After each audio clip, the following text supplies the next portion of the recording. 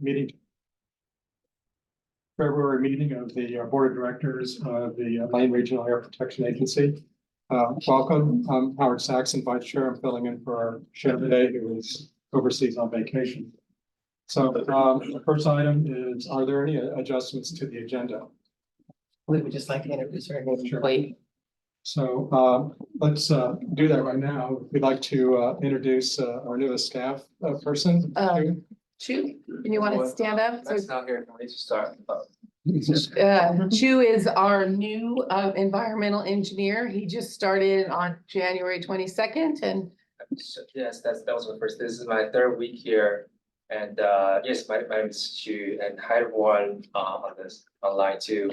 So I just graduated from a master's studying environmental engineering. So I probably had some interest in air. So I guess so everybody's Max is my supervisor, everybody is my trainer. So like Beth, Jonathan, and Chris, all of the people, so like they're teaching me how to permits about source testing. So it's great to meet everybody here. Welcome. Thank you. thank you, Chu. Glad to have you on board. Next on the agenda is public participation. We will take comments on an item that's on today's agenda. As a reminder, the public are allowed 3 minutes to speak on any topics on today's agenda. Are there any? Is there anyone from the public that would like to speak on the topic on the agenda today? James Hugo is raising his hand. So go ahead. Okay. Mr. Hugo? Can you hear me? Yes. Hello, everyone. How are you doing today? I hope you're all having a good day surviving the winter storm that we just had. My name is James Hugo. If you guys don't know who I am, I'm already involved here in the community as a community scientist and environmental justice advocate. I'm here today to express my concerns in regards to the hiring process of the executive director position. And I was hoping that the board would take my concerns and hear them. Lane County has had many polluters creating unhealthy and unsafe living conditions for many low-income families and individuals throughout Lane County. There are many individuals in Lane County who are upset with how LRAPA has responded to the complaints over the last 20 years. So I'm hoping that, and many people in our community are hoping that the new executive director will be someone that will take the complaints and listen and actually have some community outreach. And then the last concern I have, or a couple concerns I have, is who's deciding to hire this person. I know there's a third-party organization out of Seattle that's helping out, or Tacoma, wherever, but up in Washington. And I'm just concerned that there's some individuals of the 4 individuals that are of the board members. I don't want to name names or stir up the pot or cause any problems, because that's not what I'm here to do. But I am concerned that there is an individual that is on the board that works for industry and is going to have, a role in deciding who's going to run LRAPA.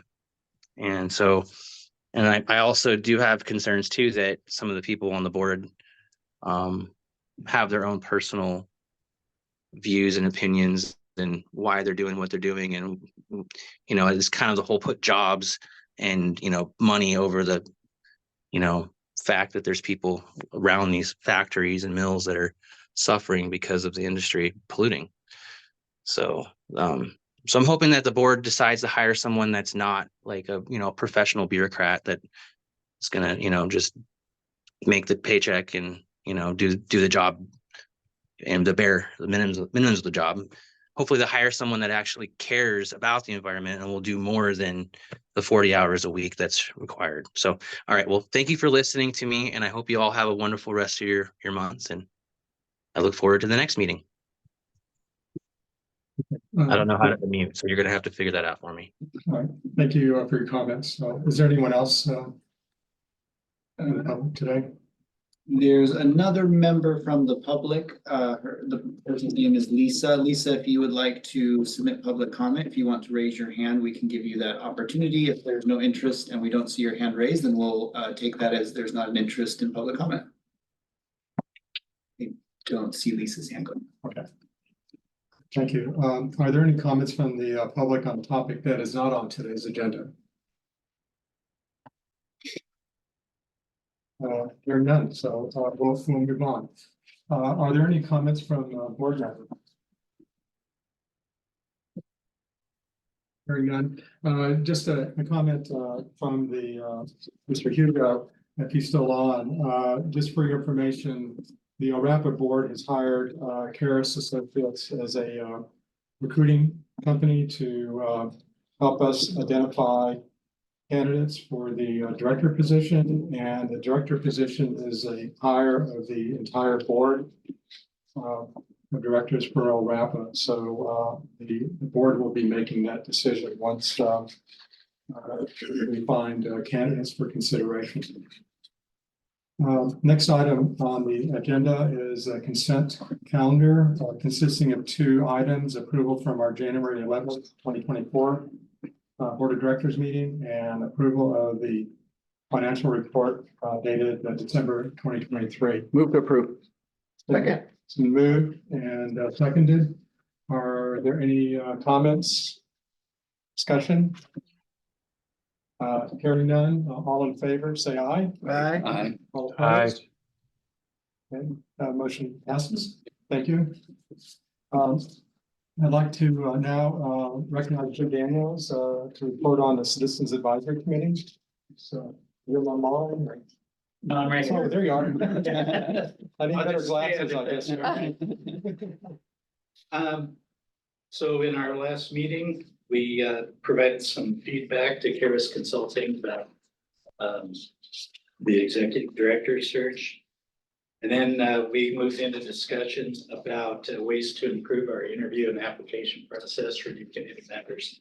So there's a draft, updated application that we're reviewing, and we'll discuss that next time. Also, for our next meeting, we will have elections for chair and vice chair, which is in our bylaws to do at that time every month, every year. And that's it. Any questions? Well, thank you, and very much appreciate the work of the advisory committee. Thank you. Thank you. Okay, moving on is election of board chair and vice chair.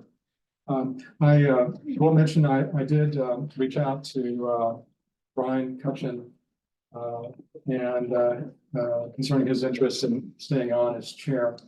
And he basically indicated that he was ready to pass the gavel. but would entertain chair if it helped the stability of it. So anyway, so I'd like to just I guess open it up either for discussion or nominations for first review chair. I'd like to make 2 nominations if possible, or you had your hand up. No, go ahead. I'd like to go ahead and do normal transition, nominate you as chair and nominate our esteemed county commissioner as vice chair. Why don't we, if I may suggest. Do it separate. Okay, do that's it fine. separate, so. I'd like to nominate Howard Saxon as chair. I'll second if that's necessary. It's not, but thank you. Are there any other nominations? If not, guess I'll call the discussion closed and ask for a vote. All in favor of appointing Howard Saxon as chair for 2024, say aye. Aye. Aye. Opposed? Thank you very much. Appreciate the confidence. And on online, I guess. Jared. Jared, you there? I fully support it. Right. Thank you, Jared. Now I'd like to open up the discussion for the appointment of vice chair for 2024. Are there any nominations? I'd like to nominate Commissioner David Lovell as vice chair. I think it brings some valuable insight and past experience in the local area and with the different trades, et cetera. He's a great guy.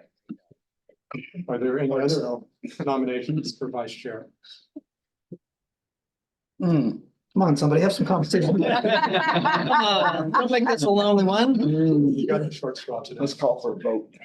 All right, well, hearing none, a call for a vote on the appointment of David Lovell as vice chair for 2024. Aye. I, Opposed? Congratulations, David. Good job. It's our campaign. Thank you.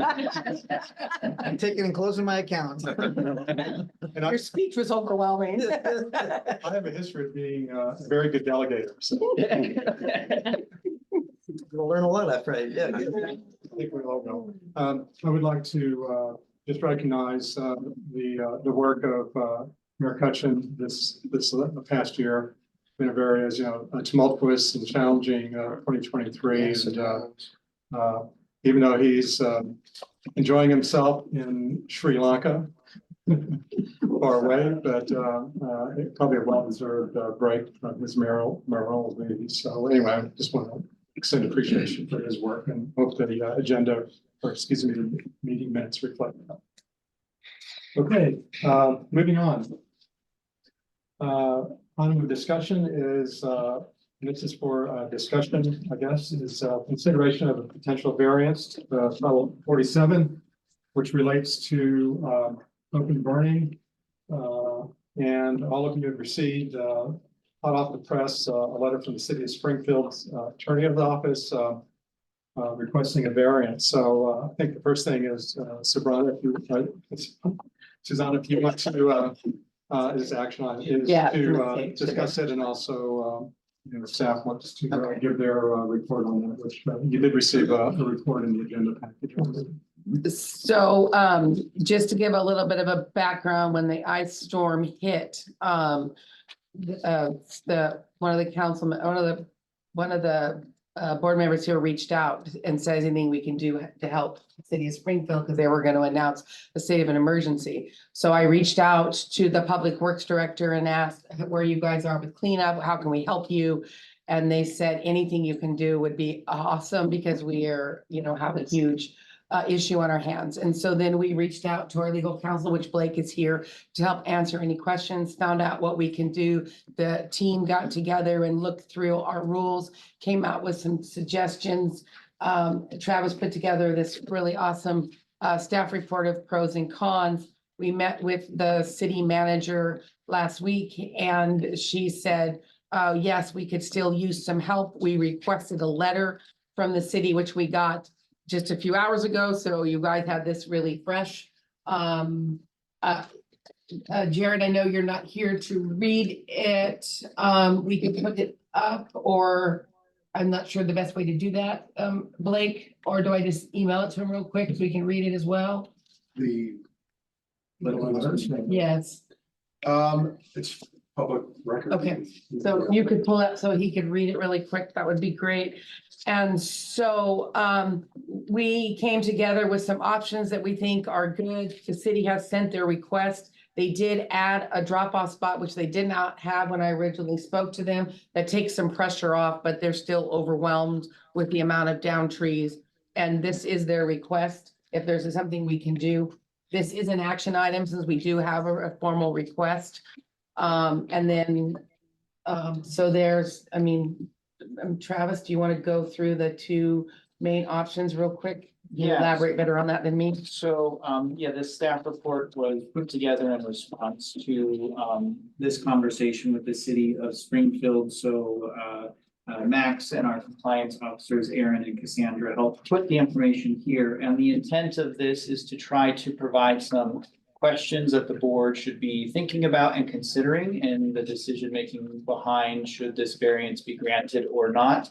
The approach was essentially to provide a neutral kind of pros and cons list, as well as what the potential repercussions or consequences or actions would be of that. There's two items here that would be a variance on our rules. The first is Title 47, paragraph 15(1)(f).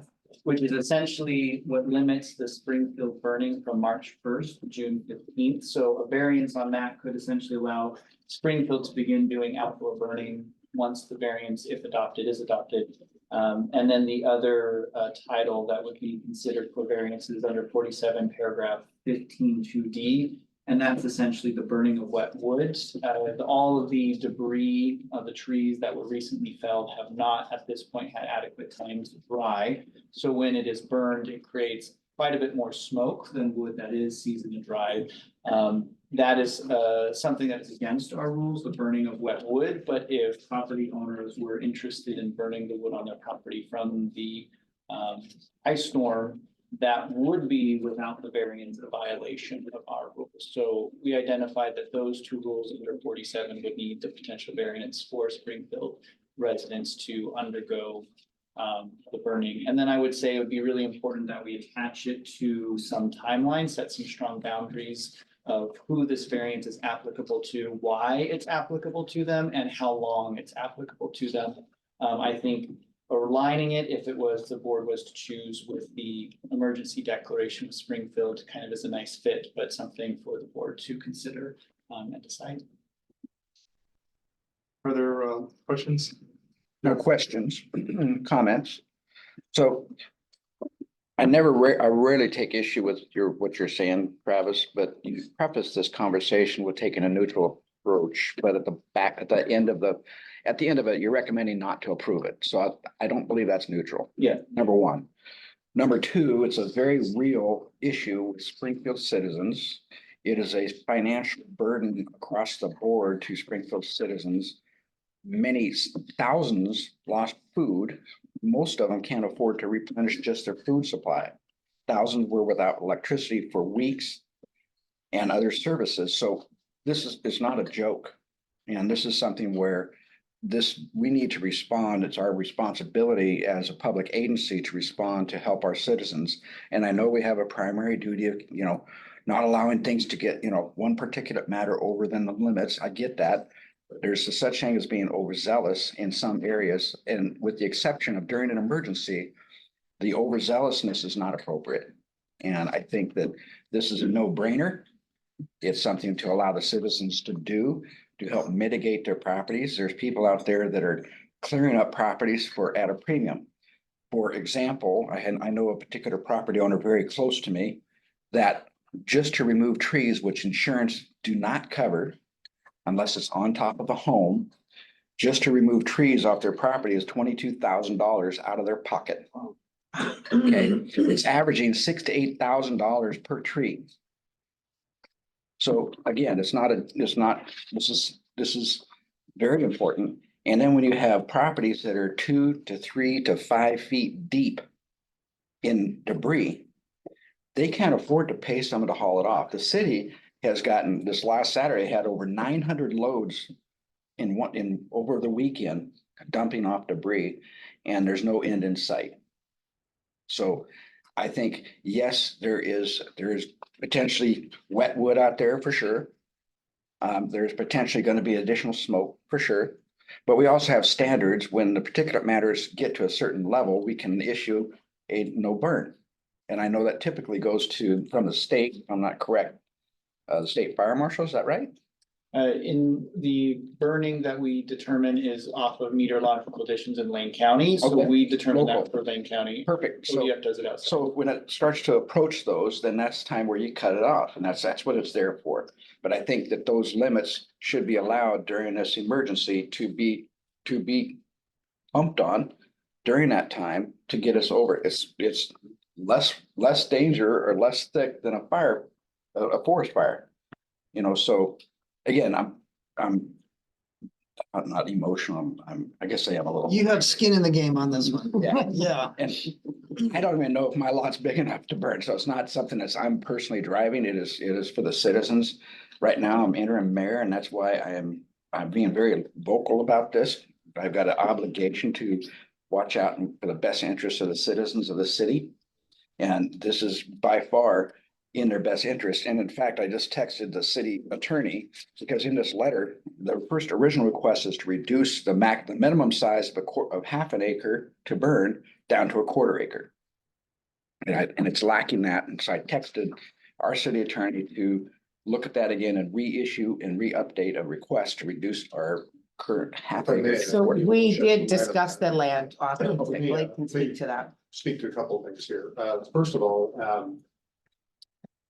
to the point of the lot size, it's not clear that would pass, that fire marshal was actually, that's a fire code issue. And when I spoke with the city attorney, she said that she didn't think that the fire marshal would go along with that because of the fire risk. The second thing is that Cal 23 is reportedly, it seems pretty clear, Title 23 is permissive, you can grant it, but within 15 days of granting the variance, you have to submit a report to DEQ, and DEQ has the right to pull the plug on it. So ultimately, this comes to DEQ can say, yeah, no. Now, that said, you might just be looking at a 2-week, extension. So by the time DEQ gets the report, you might already be in the regular burning season. The other issue that Max flagged that I think is a valid one is that the variance authority for LRAPA it's a statutory, explicitly separate statutory delegation from EQC. And that's fine as far as it goes. History shows that Title 23 was modified in 1973 and 1983. I think the records indicate that I was able to access indicate the 83 one was when you added fees to Title 23 for people asking for a variance. I haven't been able to get any indication of what the 1973 one was, so we don't know if 73 was when the delegation arrived or if it was earlier. But the wrinkle is that we can't, right now at least, without doing more splunking into LRAPA's records, we don't actually have the record of that delegation. So even though Title 23 has been around for a while, and you submitted variances to DEQ, and I found some of those from 1975, I think, and it's definitely it comes to EQC under the guise of a variance request from LRAPA. That's it for a yes or no, approval or disapproval. And then on behalf of some entity that's asked for the variance, if it's not LRAPA, and let's say it's Weyerhaeuser, Multnomah County is asking for a variance, then it shows up in the record as being Weyerhaeuser asking for a variance request. So it's clearly LRAPA is submitting variance requests to DEQ, but the record is ambiguous. We can infer that it's probably under a valid Title 23 delegation, but the fact that they call both of these things variance requests muddies the water. So there is a risk, and I personally think the risk is small, but there is a risk that DEQ could say that you're exceeding your authority in granting any variance. I think it's small is because there's an indication that Title 23 has been around for a long time. That the delegation, that I doubt that a prior board would just assume that they had the right to do it, especially if they had counsel, a legal counsel. So we can infer that it was probably done correctly. And there's been prior activity on it where it's LRAPA submitting the variance to the EQC rather than one of somebody directly applying from Wayne County to EQC for a variance grant. So there's some circumstantial evidence whereby we can infer that proper delegation happened. Until we find the record, we can't rule it out. So kudos to Max for identifying that piece of the missing piece.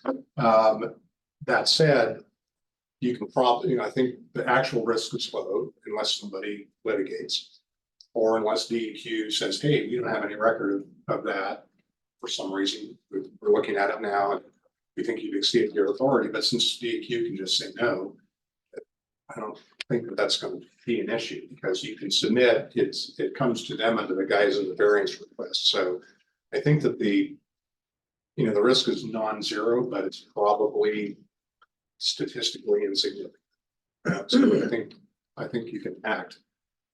But I want to say that you need to be aware of that, and in future, either find the record of the letter or whatever paperwork has the delegation, or reach out to EQC to see if they have a record of it. If they don't have a record of it, then you can't find one here, then the proper risk averse step would be to petition EQC to reissue it. Do you have any idea of the number of properties that might take advantage of this? No, there's, I mean, well, I know Jared had his hand up, but I'm sorry. Yeah, Jared, why don't yeah. you get Jared and Okay. I'll respond also to him. Go ahead, Go ahead, Jerry. Jared. Hello, everybody. So yeah, I wanted to tag back on to what Joe stated prior to Blake. Blake, thank you for all that information. It was great. But one way to look at it, Howard, is I invite you guys to just take a drive down Thurston Road.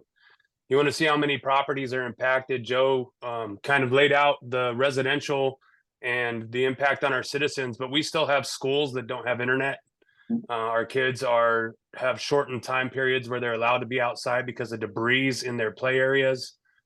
We have things that are going on inside of Springfield that this may help. And one of the things that was stated in the document is that, we may have to go levy actions against people for illegal burning or anything else if we decide not to approve this. I can tell you by looking out my window that there are people that are going to burn. I'm not saying that's a justification for saying, approve. I know in the past we've always said you can't let the public dictate what you want to do, but that is going to be something that you're going to have to be hyper aware of on that side of things as well, because there are a lot of people that are impacted by this. The last time I rode with a friend to try to get some trees, we've been cleaning up neighborhoods, cleaning up playgrounds. It took us 2.5 hours to get into Lane County with one trailer full of materials. So that's where some of the charges that people don't have the trailers or the trucks or stuffs themselves or the chainsaws to take the trees down, they're getting charged an hourly rate for people to wait in line at Lane County to drop the debris off. So there's a lot of things that are in play. I think about everybody in our communities. I also think about the other question that Joe asked is the particulates. When we get to a certain point, we do issue no burns. We went over this prior on some information that we were trying to allow outdoor burning outside of a scope. And I was just curious, the one thing that wasn't in the staff report was, where are we in that threshold right now? Do we have the room to put that logistical statement behind it, that we have the space where we need to be without having to issue a no burn, that we are in a safe space that where we could allow the outdoor burning as it currently stands.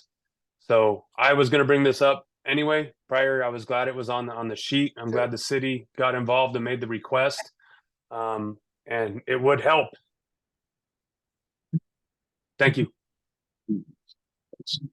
Yep. Thanks, Jared. So what I was also going to add that maybe that should be considered from the legal aspect too, is that the governor did issue a declaration of emergency as well. Yep. So I have a hard time believing that DEQ is going to say, no, we know you got an emergency going on, but let's not do it. So I think it's smaller than what is even how you stated it. Well, I think that's probably correct. And the city of Springfield has issued an emergency, state of emergency also. It's non-zero. That's all I can really tell you. And it's something that we're in future looking at establishing the legitimacy of Title 23 for future variance purposes is probably prudent. But so perhaps then too, is that you can dance around a little bit in regards to the authorities that are allowed under declarations of emergencies and variances and abilities to change things to meet the emergent need. And so there's a lot of flexibility there, which I don't know everybody's aware of. Well, Title 23 is its variance granting authority is pretty broad. It's not subject to rulemaking. It's an exemption to rules, and it clearly states that the board needs to make findings that it has to be specifically targeted toward an individual a class of people or a particular source of emissions. It needs to be justified in terms of the impact on public health and welfare, either due to circumstances beyond the control of the people who are asking for the variance, right? Or some other cause that is noteworthy. And all of those things apply here. I think it's just, you know, a question of how you want to construct it. So the variance authority is really broad. Now, if you wanted to change it, once you've granted it, then you have to do 10 days notice to the people who are affected.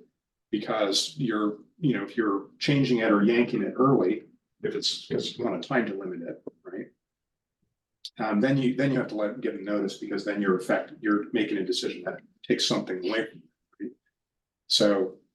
So that's the background of that. But the variance authority seems to be very broad and general to permit maximum flexibility to respond to, just these kinds of circumstances. So from a legal standpoint, I don't see any significant issue with being able to grant a variance, if that's what the board chooses to do.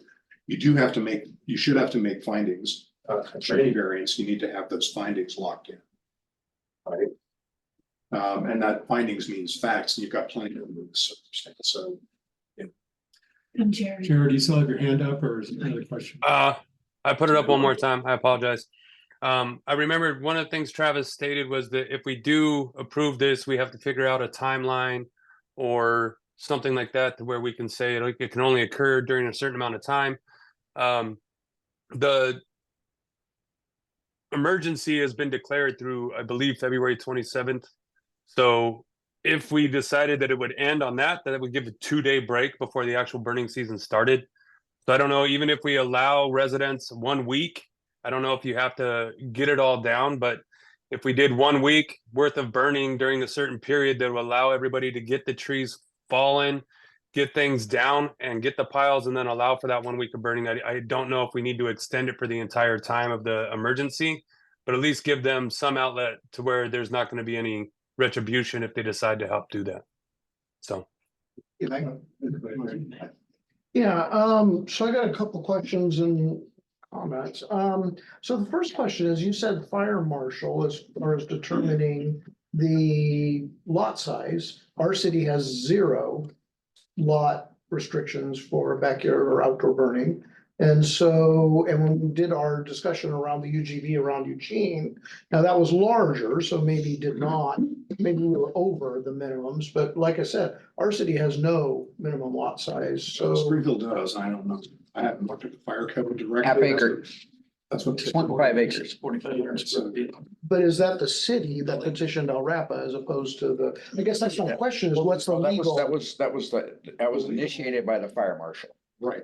Okay, Legal talked to the fire marshal, and Okay. when I talked with Christina Krause, she said, I don't think the fire marshal is going to grant the smaller lot size because of the fire risk. Some of people, you can't guarantee that people aren't going to be burning right next to their house, and that kind of thing. Yeah, and a lot of that comes from the city development standards as well. I mean, even to have an open fire pit that's not a gas fire pit in your backyard, you have to have 20 to 25 feet of clearance between you and another structure. So some of those smaller properties aren't going to be allowed to burn no matter what. So yeah, well, that's that point. I mean, there was some due diligence done, and okay. Yeah, we did. Well, thank you, because it just confused me, because like I said, I have people with 6,000 square foot lots right next to me that smoke me out quite often. yeah, this is You know. Springfield having a difference on it. Yeah. I don't can't. So Yeah, and that was the original why they called, because we would have to be in sync with the fire marshal for what we could change, because I did bring up all of your suggestions And- tonight, so And even in all honesty, even with the fire marshal, with the declaration of emergency in place, I don't think it'd take a lot of persuasion to have him change that or allow that. But I don't think it's also, we want to pick our battles in regards to, it's not necessarily worth, because there's a lot of administrative issues with it around that. So, and changing fire code, for example, even temporarily is onerous.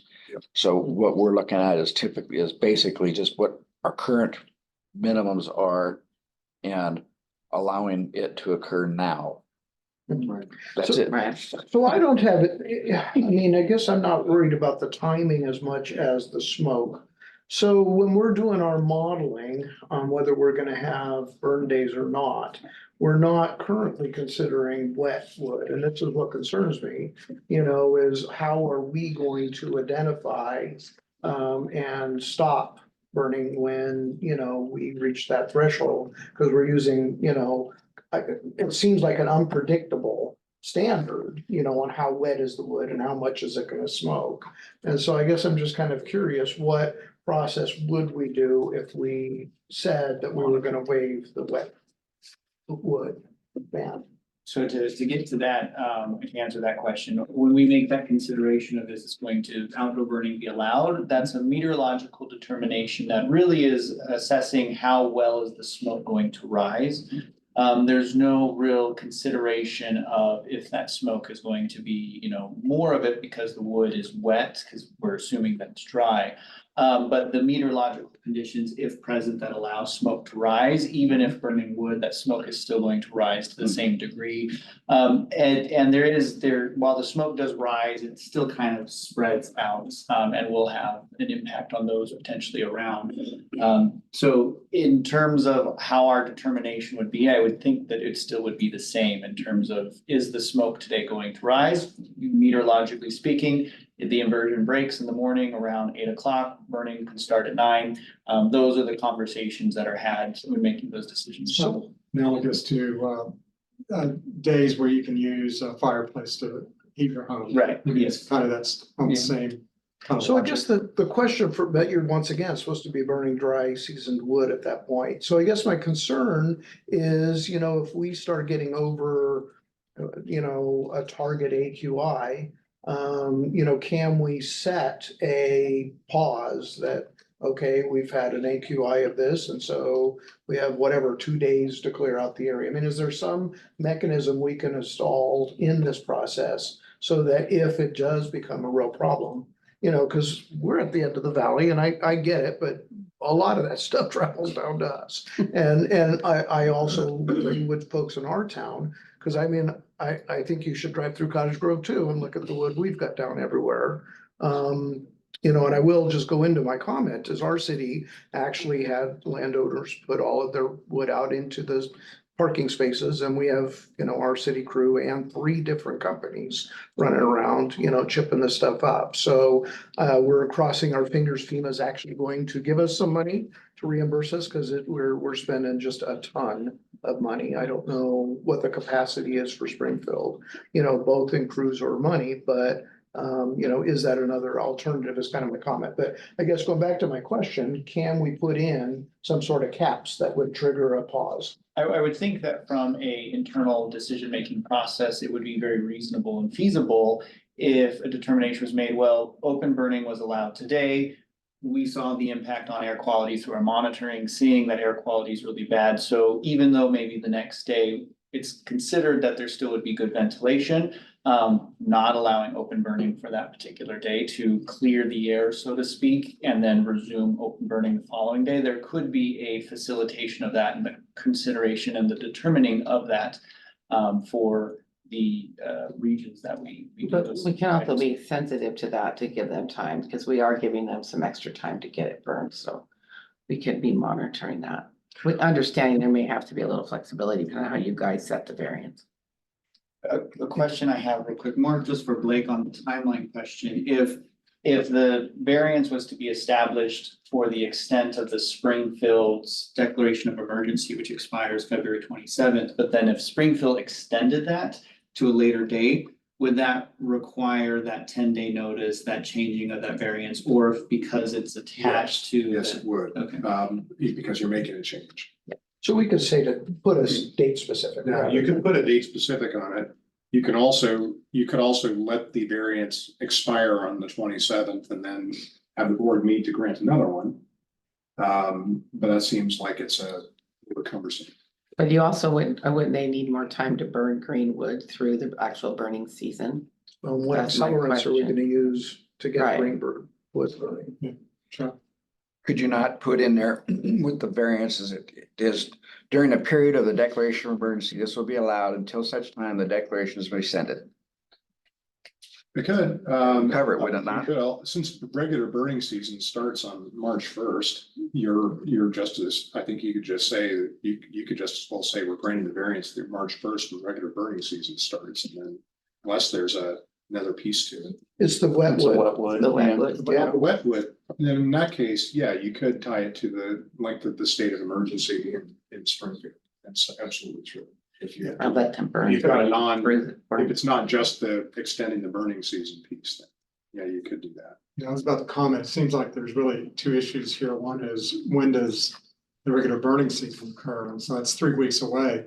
But to me, the bigger issue is, I mean, it's 3 weeks, no big deal. The bigger issue though is the wet wood issue because, even during the regular burning season, you're allowed to burn wet wood, right? So the wood's not going to dry out this time of year in 3 weeks. It's still going to be wet wood on March 1st. And so it seems like we have to not only, if we're going to do anything, it's bump up the burning season to today or whenever it's effective. And then we had this other variance, burning wet wood. And so how long are you going to extend that? The other danger, just to piggyback on that and to address one of your points is that, well, what happens if they don't renew the state of emergency on the 22nd? And if you've tied it to the state of emergency and you still feel like there's a need to be burning, you're done. You have to create another variance, which is totally possible. It depends on whether the board would want to meet and reassess at that point, which might not be a bad thing. It's that's to your time. So there's a number of different ways to do that, but if you have two variances here, one variance for the burning, extending, the burning season, you could tie that to the state of emergency, but that one you could just tie through March 1st or whatever date you want when the regular burning season starts. The Greenwood one is a bit more problematic. You could tie that to the state of emergency. And you could also append a no later than date if you want to improve to address some of the other concerns about. And I think, I mean, I'm coming around and I'm liking where this is headed. And you could, again, tie it to, that shortening or putting a quick start on the burning season, kind of a no-brainer, tie it to the declaration of emergency, et cetera. And with the Greenwood issue could, I think, still be tied to the declaration of emergency, and that way would allow Springfield to monitor what type of, in concert with LRAPA, of what type of wood is being burned and what kind of issues is being caused. And the declaration of emergency can, if you put it, if you're that variance with the Greenwoods be tied to the declaration of emergency as well, that allows the Springfield to work with LRAPA saying, hey, so far so good. Let's keep it going. We're going to extend the declaration of emergency as this goes without problem. And if we start to see issues coming up, we can stop the declaration of emergency, or at least that part of it, and be done. I mean, that's a stop. Yeah, and even though as you pointed out, the chances of DEQ saying no might be pretty low, given the state, Yeah, well, there's no declaration. If you tie it to the state of emergency, your variance is more narrowly tailored, it's less likely to draw scrutiny. right. Right, so there's a little bit of CIA by making that connection. Yes, sir. Let me just ask a clarifying question on that. The variance could go into effect immediately, and then you mentioned 2 weeks, I believe, the DEQ. Within, yes, it's within 15 days of the date of the variance being granted. You have to submit to DEQ, so no later than 15 days. And at that point, they can say, Yeah, EQC could say no. could say no. Yeah, they can approve or disapprove. They have the right to review and say no. So that's why I'm saying if you're going to pass it, you want to attach the letter from the city. You want to probably, I mean, your staff report is a public record, but you could certainly reflect that the board found, these things to be Finding the the facts. case, and you can attach whatever evidence you want. You have 2 weeks to prepare that report. And so you can acknowledge that the staff, recommended based on their concerns, but the board, decided to weigh the emergency factors. No, those are all valid. I just think when you're setting up to DEQ, it's a matter of practice. You want to attach all the justifying evidence you can. You want to base it in as many facts as you can, so that it has to tie into the public health and welfare. So, which, so if you look at Title 23, it's pretty structured. So, if you're gonna grant this, just make it narrowly tailored, back it up with evidence, tie it to health and welfare and costs that are beyond the control of people. That should be pretty easy. Attach the emergency declaration, attach the city's letter. Yep. Attach photographs if you want, I mean. Those are easy. I got a bunch of those. Motorcycle photographs, good. And I also want to comment that I think that the fail-safe of monitoring AQI and deciding, in the variance, if Sure. AQI rises to this level, LRAPA will pause pause burning until the air is clear, depending on weather conditions and so forth. You can actually put that. And I And I can live with that. and I'm okay, but knowing that it's if we get like a little uptick, it's not a cause throwing out the anchor. Right. We're talking where we get to the part of where whatever, I can't Becomes remember that critical. level is, where it becomes an issue, then, 100%. you know what I'm saying? That's Allows something that you guys can decide and Right. staff can make the recommendation. just not to be overzealous is all. So would we have to tie that to a particular quantitative threshold, or could we give LRAPA discretion to? I think Essentially hit pause. If you want to do it, it's fine. If you can give a rapid discretion, it's probably, that's probably fine, with the understanding that, rapid will act if it deems that the air quality is a significant risk to. Because what happens at that point is if the air quality outweighs the interest to the public in making the burns. Sure. If that's the decision, then that's the decision. And if you know what a threshold would look like and you can pin a number to it, that's probably a little bit easier metric it's hard to tell what EQC would like more. They might look at the threshold number and go, that's too damn high. Or they, with discretion, it might go, well, what do you think that number should be? And then you should have an answer. Or can't you just base it on what you use for Red residential days. wood burning and Red and yellow fireplaces? days, yeah. That's meteorological as well as. Yeah. And And those, levels. those two are really generally the same. If we're prohibiting outdoor burning, generally, we're also not allowing. Exactly. I would say that there's two standards under the National Ambient Air Quality Standards related to PM that we would be focused on. There's the annual standard, which is essentially you average 3 years together, where does that end up? And then there's a daily standard. And the daily standard would be more of that acute focus on where we're at on there. And There's one more wrinkle, by the way, I just remembered. And again, I found this because of looking into the records of EQC and stuff that Max had flagged. There is an EPA ruling from 1993, 1993, 94, that basically said, in this particular narrow part that said, hey, LRAPA and Oregon's EQC have these variance rules, which is great, that they apply to state and local standards, but they are not allowed, in this particular case, to waive federally enforceable standards under Part 70. Mhm. So whatever you're doing, ground it in state and local standards. And if there's some sort of overarching federal bright line that runs through it, you can't waive that.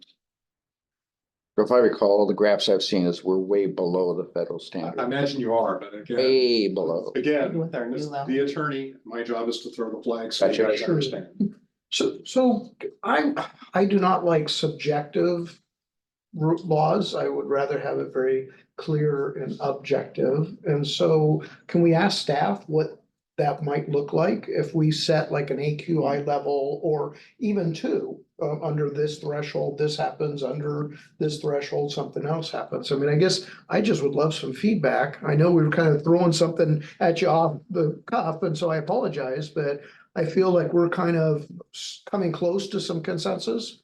And I'm just wondering if you guys could give us some input. I think we already kind of have some guidance in our Homewood heating guidance for what we call those things, and they have actual levels in there. I think for Eugene, Springfield, if you get to 30, if we actually have a measured level that we think is gonna be 30, then we go, okay, we're 35 the standard, we're gonna call things off and call it red day for Homewood heating, so Okay. that may be a I think- document to look at. Yeah, I think my sense is that to the extent you can dovetail with already established health standards, that's probably the most prudent way to go.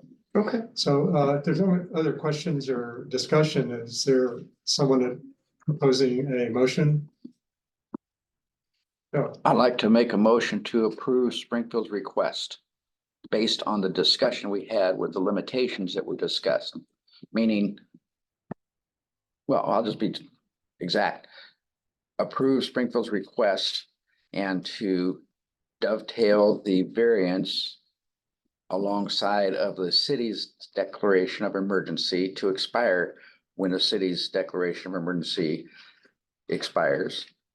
And that the permissible days to burn are tied with LRAPA's wood burning standard, Home heating advisory. home heated advisory PM2.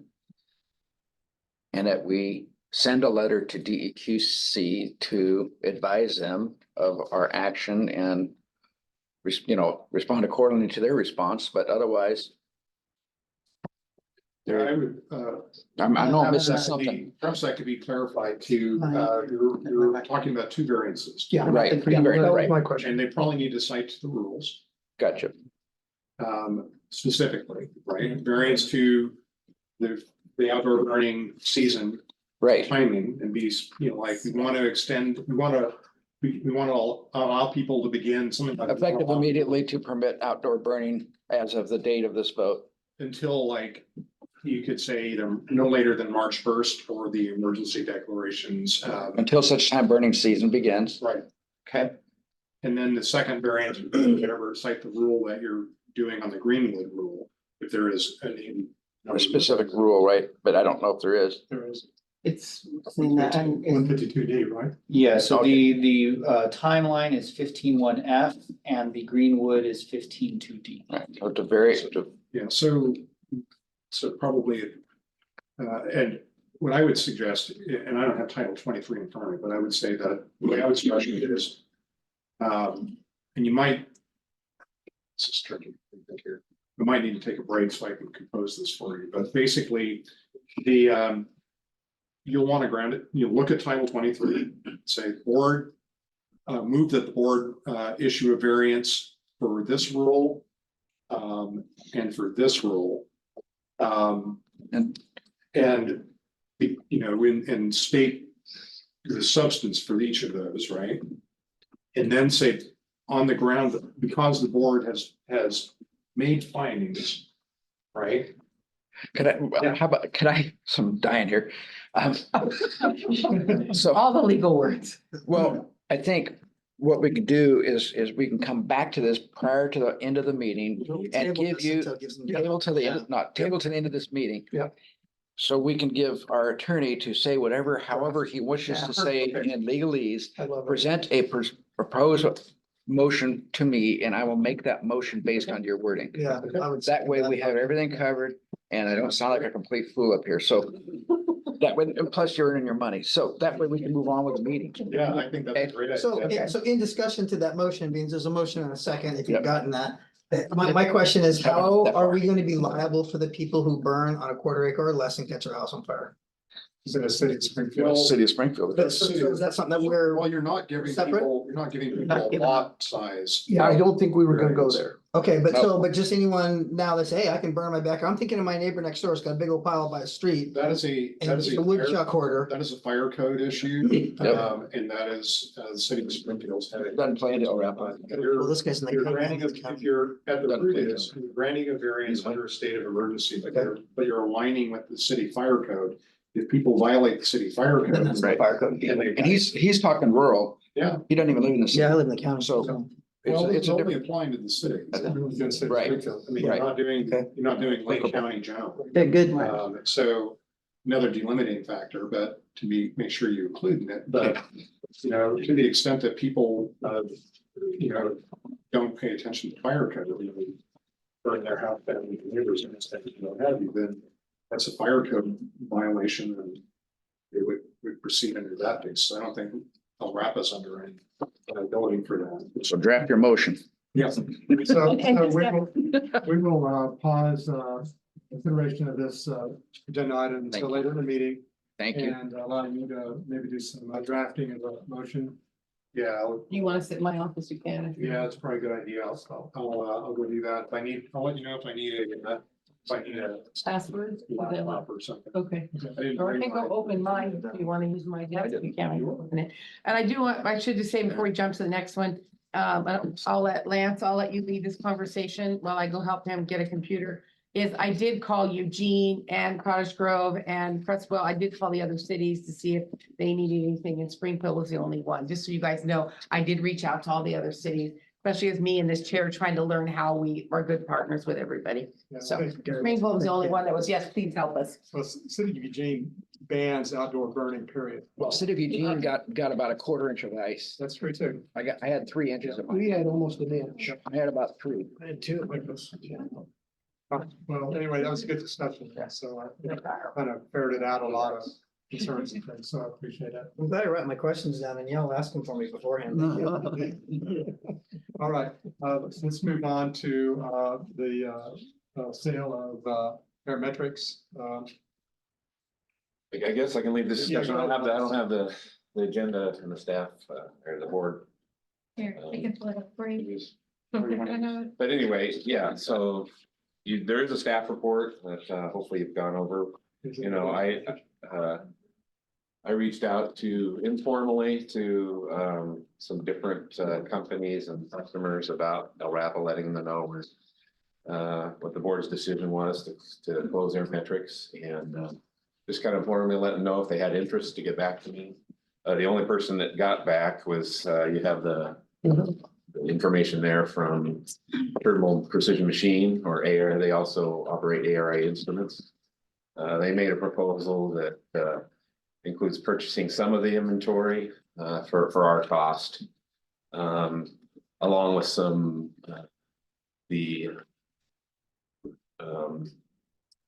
along with the caveat that they would continue the warranty service. They would take care of customers and sell the parts out of inventory that they would get from the sale of Airmetrics for that $24,000 plus dollars.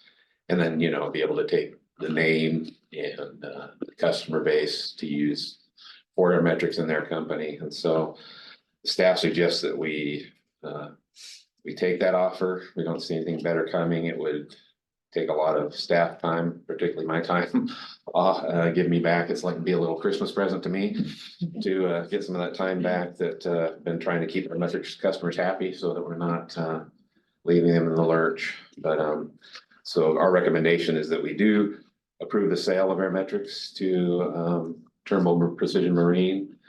And I think there is an actual resolution that also includes with that sale that the approximately $1.1 million that's in Airmetrics possession right now will be transferred to the general fund for use in the building remodel, I guess is what the board has also approved that previously.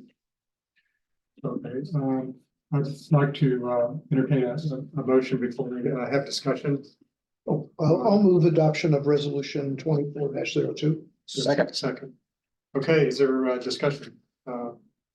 Yeah, just quickly, you kind of touched on it. I thought that the price of the inventory was awful low. And so my question was that to offset the warranty work, or is that, as it sounded like we're not giving them all the They would actually end up position of all the inventory, and that is low, that they offered to pay for inventory that would be useful to them for their monitoring. They basically make a monitor that's an improvement on the Airmetrics mini ball. And so their offer was to purchase that inventory that they could use on their equipment. And so it is pennies on the dollar. The overall inventory is probably $100,000. Okay. So they're paying, you know, but you know, if we were to try to sell the stuff, you know, 25 cents on the dollar is probably what we would. And I'm totally okay with that, given they're taking up all the. Yeah, and they would use that. I just was inventory. curious. Yeah, so it's worth more than it's on the books for more than $25,000, but I don't, worth is kind of subjective. Sure. Can we take a tax benefit from that by the difference in value versus what we're selling it for? Yeah, we don't pay taxes. so. What? We're the government. So they're a big business. What the hell? We get used to this. Freaking entrepreneurial people. Commissioner, we're the governor. Thank you for correcting me again. I appreciate that. You are. Yeah, well, that's one other reason that, it's maybe not as valuable to a private company, because then all of a sudden they are paying taxes where we weren't, and so. This is the old bird in the hand theory, right? Yeah. Yeah, okay. So is there anything that would be left after, or tools or other stuff? There may be some stuff that, just we could transfer to LRAPA, but Yeah. Light bulbs? yeah. So a lot of the stuff, my perspective would be Turnbull Precision, if they think that would help them in their work, and let them have it. And there'd probably be a dumpster involved at some point, and some recycling. But I'm ready to vote. I think Mike had his hand up. Yeah, thank you. I just had a technical question on this resolution. It says be completed no later than March 31st, 2024. Does that give enough, sometimes the sale process can take a little while. I think because we're already familiar with them and have a relationship, they actually build a lot of the sampler that Minivol's made from, and so they build a lot of the sub-assemblies. Cut a check. Yeah, so it would be. Pretty standard, so. Yeah, That's so 7 weeks essentially. Yeah, I And we have think to it'd give be a 30-day okay. notice to be vacate the building, so that's, and that's, I tried to leave enough room for that, and we can make that longer if necessary, but. That's true. We Just were give thinking it another wouldn't take 30 too long. days. I mean, it can always happen sooner. I just hate for it to drag on and then all of a sudden we can't do it until. Well, we will have a board meeting between now and. How about just March, so if- solve all this, just say, make it effective no later than April 1. Call it up, call it good, and move forward. Well, this says March 31st, but yeah, it's pretty close to my. Okay, April 31st. Okay. Or April 30th. Yeah, we can do that, and then we're really sure, because it really is, Eliminates all that. Sure. you're right, I'll make that change before Is they that sign agreeable to the it. secretary? Yeah, as long as you're paying taxes, I'm okay. Yes. Any further discussion? If not, I'll call for the question. All in favor of resolution 2024-02 with the amendment extending the date to April 30th, 2024? All in favor, say aye. Aye. Hi. Opposed? Unanimous? Yep. Okay, thank you, Thank Lance, you. for working through all that. I know it's no small effort, so Life is good. it's Christmas. Yeah. Happy Valentine's Day. It's the soonest holiday. quite a change for the agency. I know Aerometrics has been around a long time, but I think it was time. No, it's Not that. a good benefit for you, Yeah. but. Yeah. Over. Okay, Feel good about it. well, thank you, and thank you for the staff too that helped you get that home. Time for a cigarette. Okay. Start smoking first. It didn't come out right. Yeah. To the room. All right, next item is appoint budget committee members and budget officer, Susanna. So I'm just looking to see, did anybody was able to make any connections? Do we have any potential applicants for the upcoming meetings next month? I'll just reiterate for the whole board, I actually came up short, and so what I'm proposing is that the board open briefly before the next budget meeting. I will make sure I have somebody to recommend so that the board can appoint it, and then we can go into the budget process. And how many vacant positions do we have again, like Travis? We have, I think it's like 3 or 4. I'd have to look. Okay, so we need at least 3 or 4. Yes, go ahead. I'm in the same boat as Mike. I had a couple people who I thought were gonna do it and backed out, so I came up short as well, so we're in the same boat. But that sounds like a good solution. I will double down on that and make sure we do it. Okay.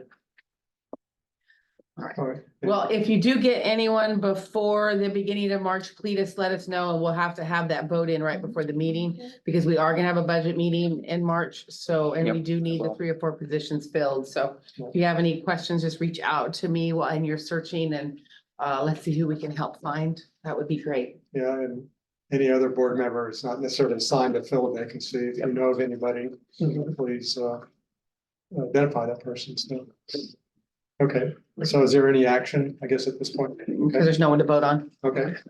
All right. Next item is the budget forecasting models. I guess we're generally. Yeah. We have a presentation. And while that's coming up, I did put in the director's report, but Jenna Lee has, technically it's not with the agency, but her last day was the 2nd, but while we're in transition, looking for a new finance manager, she's willing to do her reports that she made for us today. Good job. Very nice. You were very short-lived, or you're pretty short-lived here. I was hired temporarily, and so when I got hired, I went off for a permanent position. Temporary positions are, Or hard. they're not really temporary. They can tell you that. Well, it was temporary while we tried to figure out what we Yeah, really needed yeah. and budget and all that Forward. stuff. And when we made the decision, was ready to hand it to her, somebody called her. Somebody went and searched out for her before I could. I already had the answer and I was about to give it to her, but she told me her news before I could give her my news. We can figure that out. Who is it? I tried. We can figure out a solution. I did try. Alright, so, welcome to the budget forecast models and finance reports. I combined them into one thing, but I'll stop in between so you guys can ask questions. Go to the first page, please. Okay, so, are you on the PowerPoint or the Teams one? It's in, I got it in Teams. You got it in Teams? Okay, so I won't ask you to do that then. Okay. All right, so here's an example of how we're forecasting for the future and also planning for the next budget. So up here is kind of a simplified version because if I put the entire version, you would be able to read it. It has every single account number on it and the last 5 years of data. And then also has the current actuals, the budget for this year, and then the ending estimate.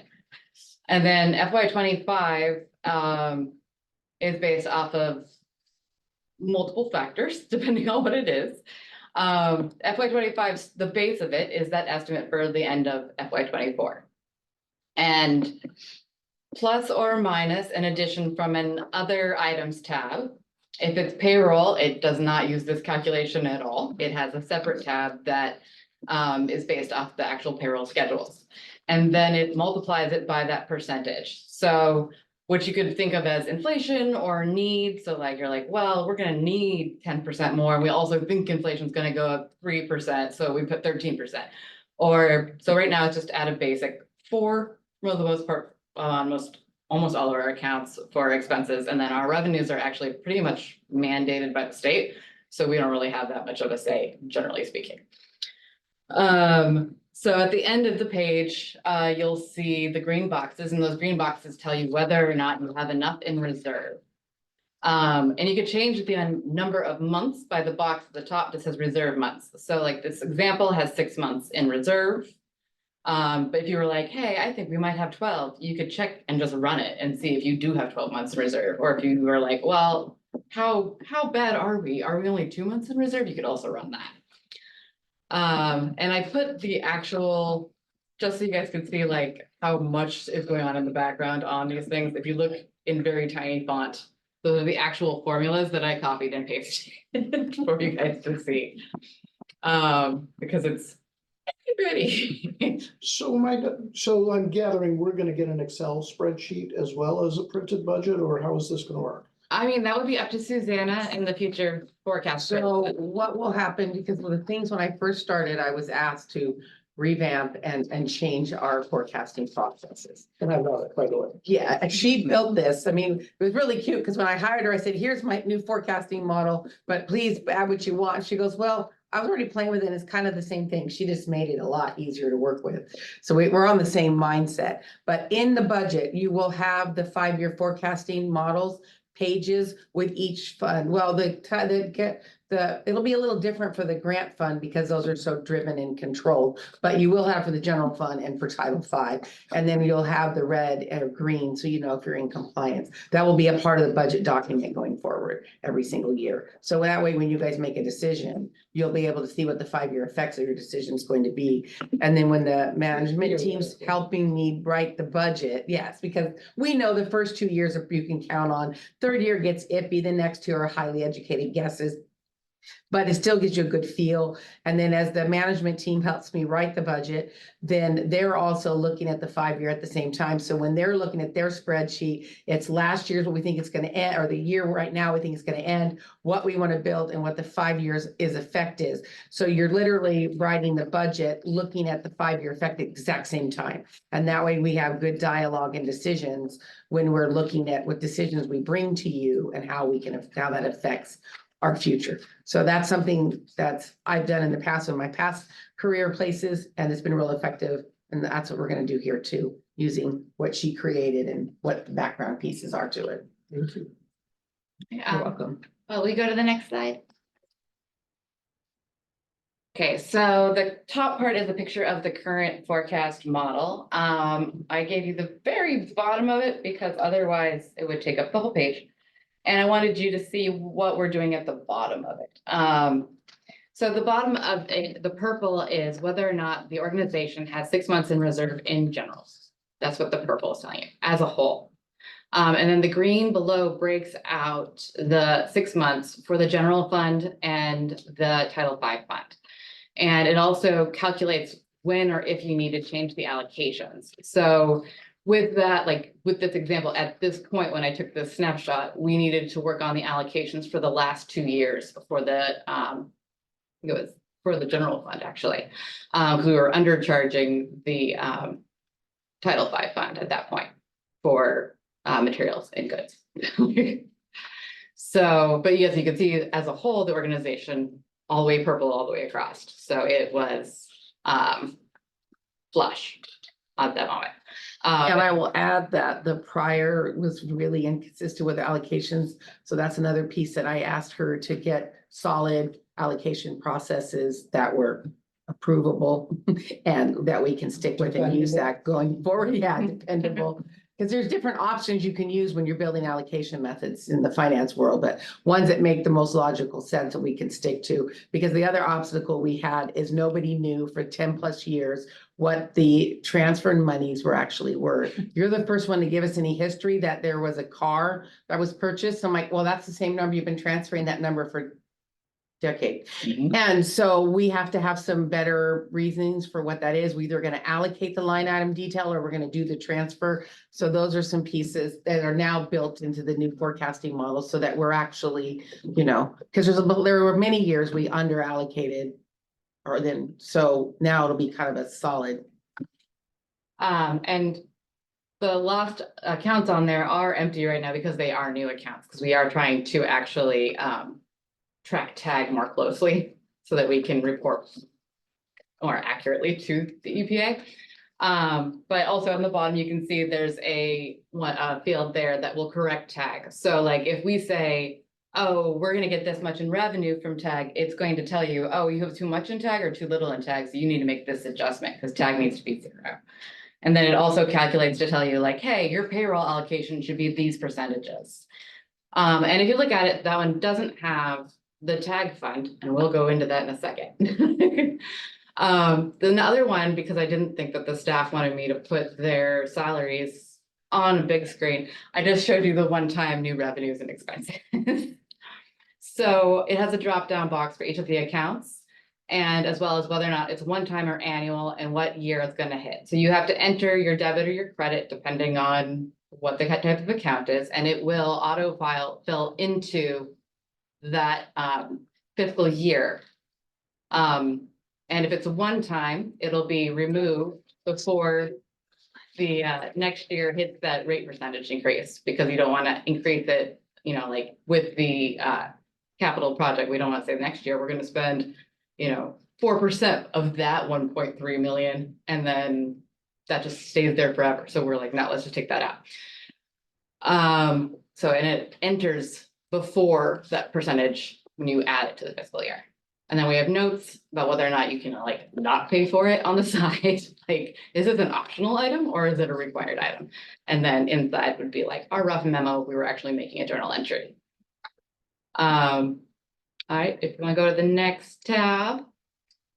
So grant budget. So this is actually the first tag budget that we work off of. And so they were awarded 318,000 for 5 years. And there's other news with the grant stuff that will probably be covered later, because they're trying to get an extension, so that's why there's still money left over on there, but the organization could have, like charged a certain amount per year, or they could have increased it to tie with the inflation or payroll charges. But they kind of looks like they just used it as a shortfall area, or like what was needed by the budget that year in the previous years, because there's not a rhyme or reason necessarily in those last audits for those percentages.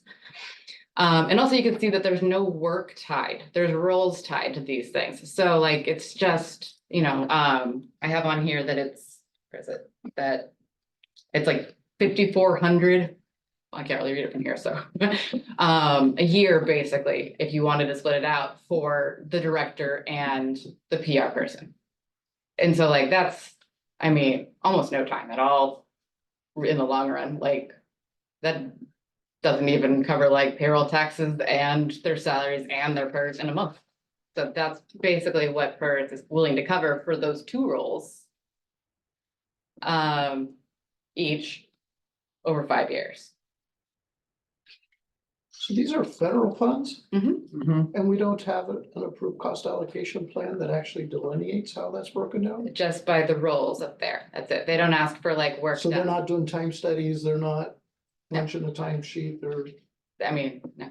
okay. They actually spend way more time than that would have given them.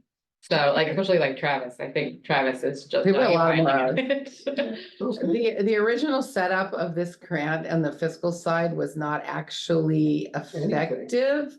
And it's kind of, we've been working really closely with parametrics to get to an answer what it is, so we could finish.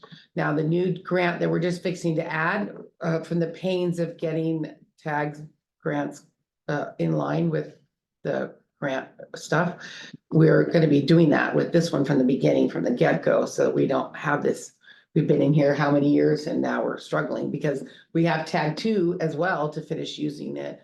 But I think part of the problem was that we're only allowed a certain amount of salaries, and we're stuck regardless. So we are, because even Still we new are. $1 million grant, we only get this much for staffing. We do get a little bit of an indirect cost rate. But the whole thing is they didn't plan the budget out or plan any of those pieces out very effectively. So she has spent a lot of time figuring out what the prior person was trying to do, and then actually make it to where it'll, when we go to audit, we'll stand up okay to it. Well, that's what I was gonna say, because at some point you're gonna trigger single audit, and then, oh my gosh. Well, we are single audit every year because of this already, but we do have to go through the federal audit when we're done, and they're gonna go through the whole grant. And there'll be a very heavy audit. That's not our auditors, it'll be them. And so we're trying to get ready for that one as well and ensure that we spent the grant accordingly and we're on the Luckily timeline. defensible, because our expenses are way over. Well, for our staff it is, but not for the physical work being done. And then if we can't get that last amount done, we do have to have an extension. And we are in the process of figuring out, we need to get that out here shortly. And we're gonna extend it for 1 more year to finish off the last 50,000 or so that we need to spend. So I hope that helps. And that was basically all I had for the budget portion of that. If there's questions, and afterwards, if you'd like, I brought the spreadsheet so you guys can look at it and like poke it if you want. There's a lot of stuff in there. And there are definitely pages that are well protected. So you'll be like, why can't I click? I'm like, nope, you can't, no clicking. Oh, we can't change format? Yeah, break it. You can't break my heart today. Oh, yeah. So I do hope that helps the board see that we have done a very big deep dive in the finance department to really clean up many years of issues, and we're not done. It's gonna take us another good year really to get more cleaned up that we do want to clean up, but this is bringing us to a start of making our first budget that I'm actually gonna be a part of, because I didn't write the budget we're living in now, and really help with having better budget conversations too, is our goal. Any other questions? Thank you, Denley. Thank you. Well, it's still me. You don't I get to know. get rid of me. Next item. We'll see if you get a second thank you. Well, now I'll demand one. Let's talk real numbers now. Like, all right, so I will talk real numbers as future chair has indicated. All right, so first, as I thought, I'd like to start with the accomplishments of the quarter. So they received the audit draft. Presented the first financials to y'all after the Cassell training or transition, I could talk.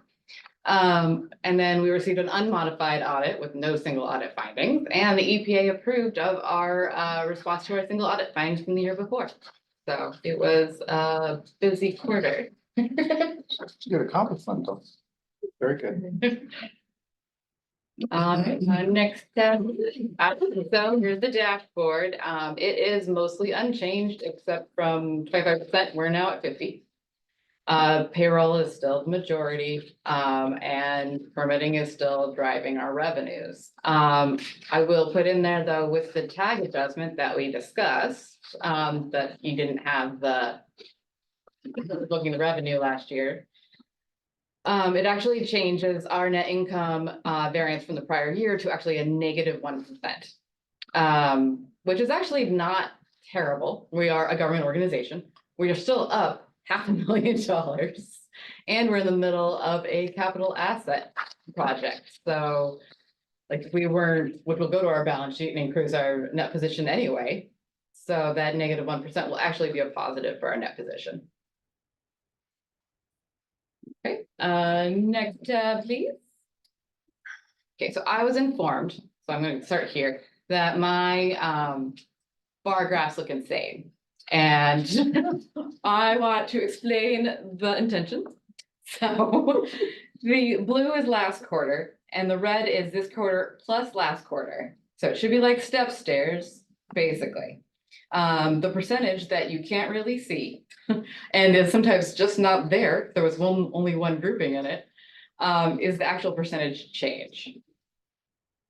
So that's why, like, if you look at it, you're gonna be like, wait, what? With the red, our payroll did not explode. I promise. It's up 3% from the last quarter. That's from some stuff from last year that just kind of trickled in, that will be fixed probably actually after they finish up with the Cassell updates.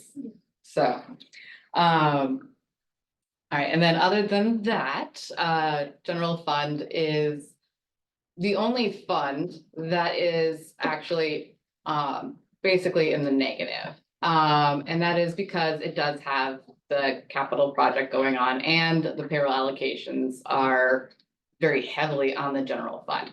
So if you look at the payroll allocations for the other funds, like from last quarter, they're up 3%, but from last year, the other funds are down, I think it's like 7 and 21%.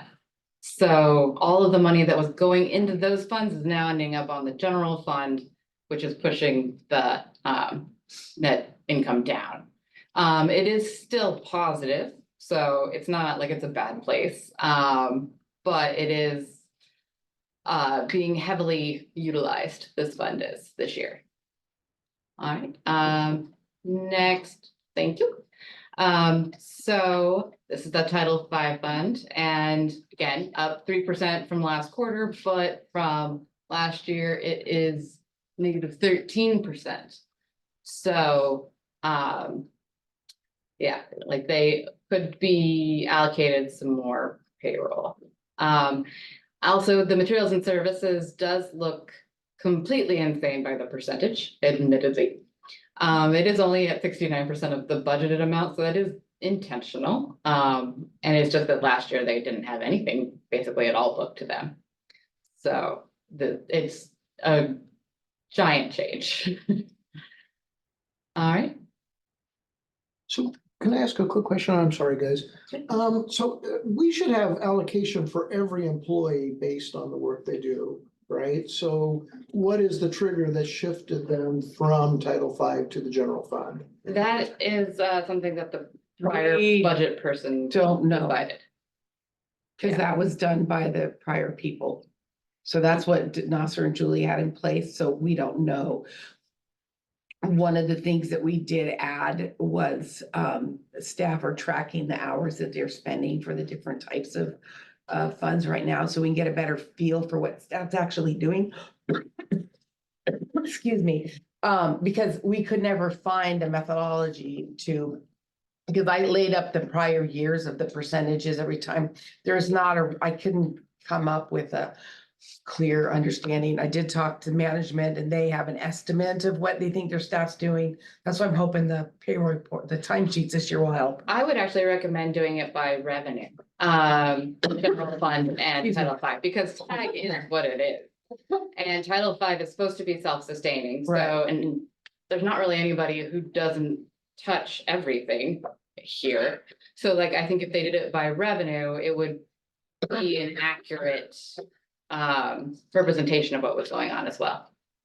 But that's just my recommendation, and no one has. Would that be a defensible, I mean, we get audited all the time in these things, and we have to actually establish that, yep, this is a fair way of assessing this program, the fees, you know, that we're charging, and without doing a salary study or something to, you know, I think the revenue, I mean, you could say, okay, well, I don't want to bog the meeting down, I think, but that doesn't sound to me like auditors would approve. She is not. Yeah, but I would approve. Well, But- my auditors, how's that? And then EPA wouldn't be coming in here for this aspect of it, because it's not a grant fund. So, I mean, yeah, it's not like one of their funds that they would come in and have to look at, because they're gonna be concerned about tag. And then they're also gonna be concerned to some extent about the general fund, because the base grant does run through the general fund. So why don't I hang around for a minute afterwards and we'll have a chat so we don't bog these guys down? Sure. Thank you. All right, here's the tag fund, and as I said earlier that I believe that the general fund is the only one that's in the negative, and that's true, because this one is just not been billed that 28,000.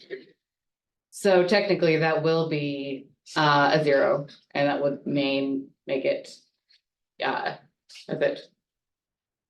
Hold on. I'll go to Tiger. 430,000 in revenue and 430,000 in expense. So essentially, when it has a negative, you could basically rewrite that as a receivable in your head.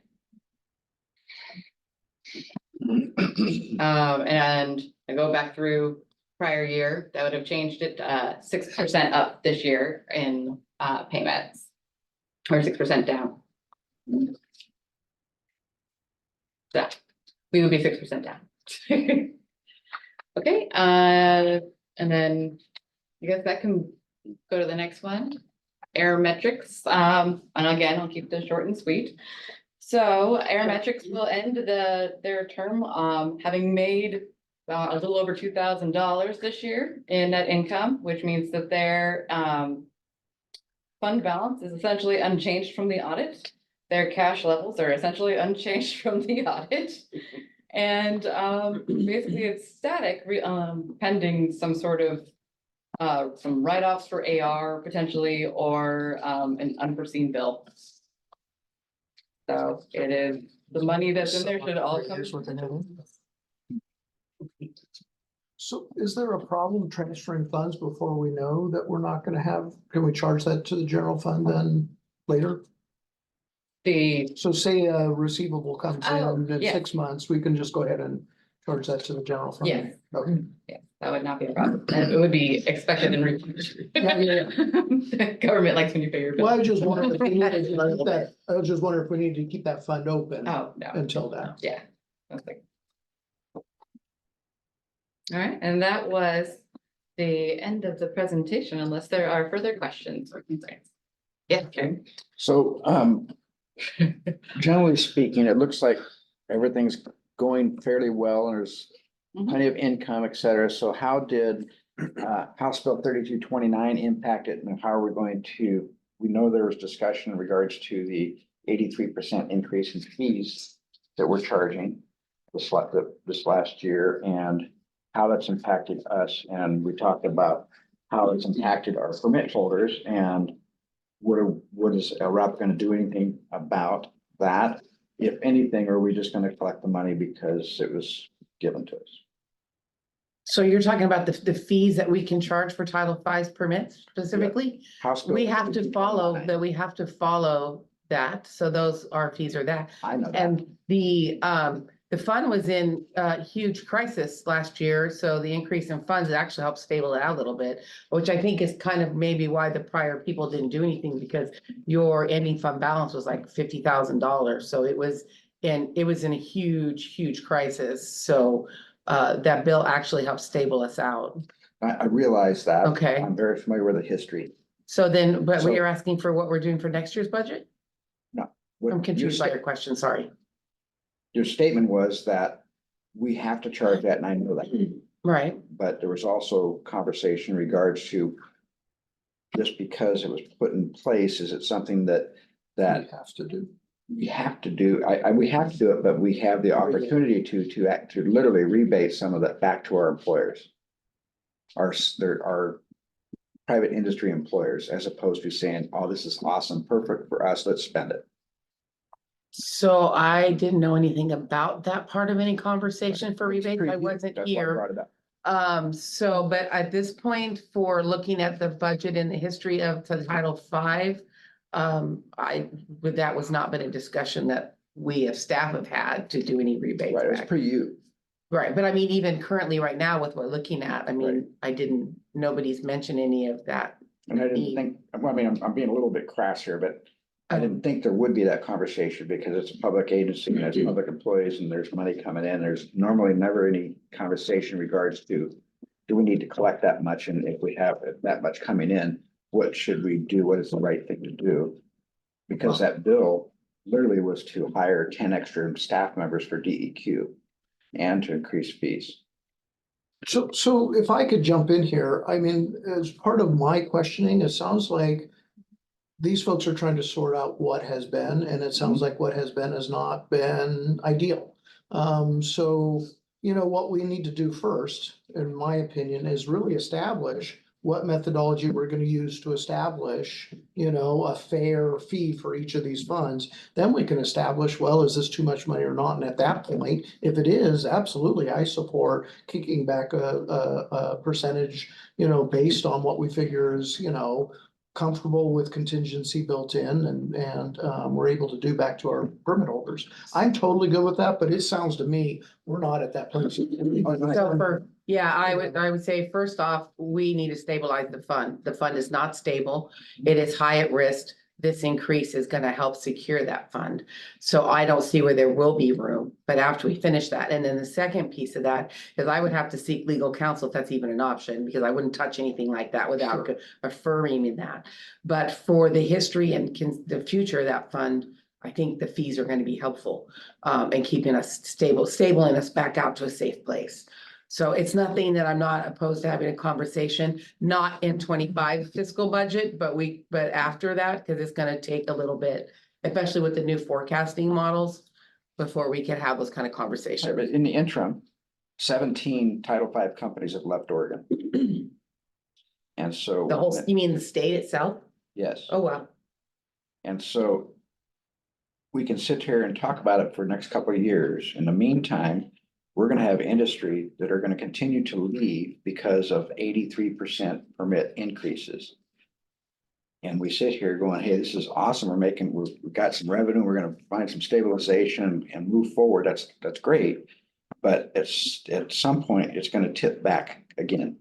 Because those employers are gonna continue to leave. Right, and that's gonna hurt the state as a whole. I have a question Right, on that. and it'll Just, put into question, if LRAPA can't sustain itself based on its trajectory, then why is LRAPA here? right. Which is kind of why we're trying to clean it up. Just like Airmetrics. Right.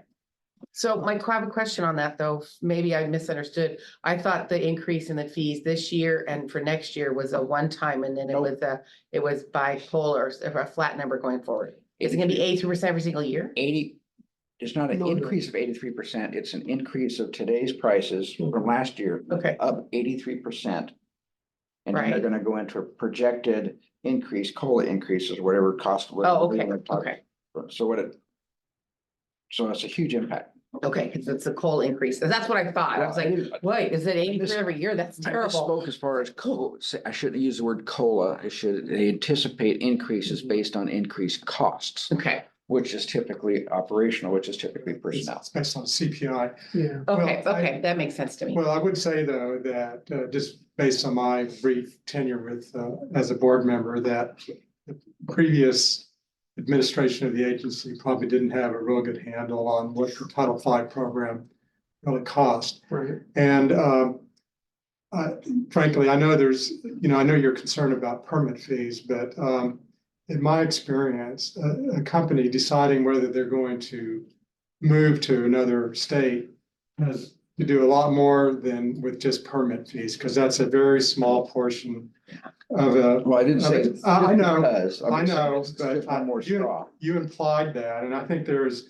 a lot of decisions that a company makes, and whether they're gonna relocate or not, and I think that permit fees are pretty low down on the list of factors that they're considering.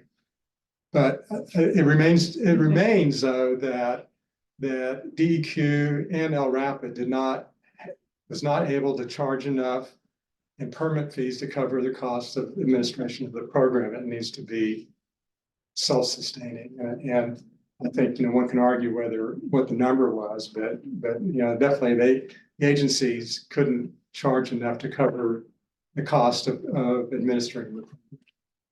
Well, the 10 new employees at DEQ are not assigned to Title V. I don't know. But we're not DEQ. And we have. I know, that was the justification of the increase of fees to pay for the 10 new people and et cetera, et cetera. So I'm just saying, it's the whole overall picture as a business owner. I look at the environment and I see this 83% increase coming from a state agency, increase of state agency, regulatory agency, which eventually is going to come back around. So those fees haven't been just not- increased in 8 to 10 years either, so. And I want to remind you, I've been screaming for 2 or 3 years that, oh my God, these fees are not keeping up with our expenses. And so I love you keeping this on our radar, because I mean, I totally support, if we can establish, nope, these are higher than we need. I totally am in favor of that if it's legally feasible, but I want to make sure I have all the facts before we jump into that. Okay, anything else? Kelly, second, thank you for. You're good to go. I go, woo, wow. I can't wrap my head around that. Okay. I was like, I don't have an answer for you anyway. no, Next item throw this out there once in a while. is scheduled work session and board goals. Suzanne, you want to lead the discussion on this? So what I did is I took the goals that were established, it looks like around September of 21, and then was kind of re-talked about in for the 22. And I kind of made a short and condensed version of what the goals were. And then we also attached the board meeting minutes, because there was some additional conversation from other board members that further what they thought on the goals. And so what we did is we kind of gave you a little snap of which ones we think are kind of accomplished, which ones were still in progress. And really would like to hear from you guys. If you want us just to keep with these, would you like us, if we would like another session? Because as we start to build the budget, hearing what your guys' focus for us to establish our budget on is extremely important. And so we would really like to hear from you. And also with the open position director coming in, that kind of stuff, having your timing of your goals would be great for helping that person on board as well. So I hope this was easy enough for you to kind of look and see where we're at with your goals, and then hear what you guys would like to do going forward. Because we could put a work session right before March's meeting, or a special one, whichever you think you would like. Any comments? I guess my 2 cents is, it looks great to me, but if there's something else somebody flags that's important, I'm certainly open to it. I'll be honest, I'm a busy guy, as a lot of folks are, and I don't schedule more meetings than we need to. That's why putting it with the board meetings is helpful. Yeah. We just don't want to miss anything that is important to you guys, and want to continue with the goals that you want us to make sure we stay focused on. Yeah, personally, I don't know what other goals would be on my agenda. I mean, this is pretty comprehensive list, in my viewpoint, but I know others may have some other ideas too. I have one in, it says, succession planning, staff training, which made a little bubble pop in my head in regards to training / travel, and I looked on the budget and it showed a budget of $150,000 for travel. So that's not just the mileage in the hotel, so it's a lot of stuff in there and which I think I'm dividing it out to make it easier in the future, but also we had to send 5 people to Utah this year to learn Cassell, and that was not cheap. So, but I don't know where we are in budget to actuals on spending it, but. So Are you talking about the tag one, 155 in tag? $150,000 in general travel as a expense. So there was one in tag that I was like, not correct. No, there was. Oh, okay. From the last budget. There's on this one here, one-time new revenues expenses. And if you go Oh, down, yeah, I removed it. It's a removal because it was in tag. On the budget that so Julie tag had is created. allowed. Yeah, it's not allowed. We're not allowed to spend $150,000 on the So, budget. no. Oh, that's a general. Yeah. So it's a removal. Okay, so did it fall into some other category of travel and training? No, it just wasn't spent. That's just from the budget. She put it in the budget and I was like, oh Okay. no, we can't Okay. spend $150,000. Yeah, I came across that thing, that's so that's kind an of error. Yeah, like that was the Yeah, cleaning up an error for the budget for next year, so the tag doesn't have that 150 just hang out forever. So for the future budget, what we're doing is managers are working on laying out a timeline of what the training staff need to go to and adding that. And then a lot of our training is in-house too, to help. NCIS helps with free training to enrich that part of the thing. That helps. Okay, go ahead, Mike. So my reaction to this is I like the kind of spirit of these goals. They don't seem particularly specific or measurable to me. So like, for example, community engagement, objective number 6, increase interaction with communities. That just seems kind of vague on what does that mean and how are we measuring that? And I have concerns about that. If we're using this to assess performance, you get into a situation potentially where management may think they're doing a great job and the board has a different opinion, and it's kind of up to interpretation of, did we do this? So these seem, I've always used the process of SMART goals: specific, measurable, attainable, relevant, timely.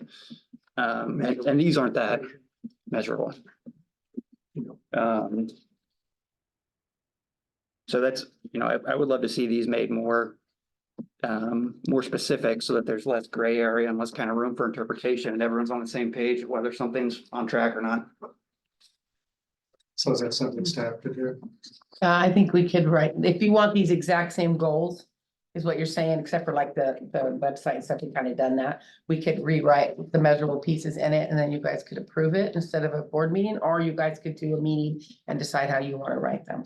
Well, I guess it's quick, if I can interpret, I think these, the goals are great, but then how can you make a statement that it's, you're making progress without knowing specifically what are the metrics that you're judging to make that statement? I guess it's.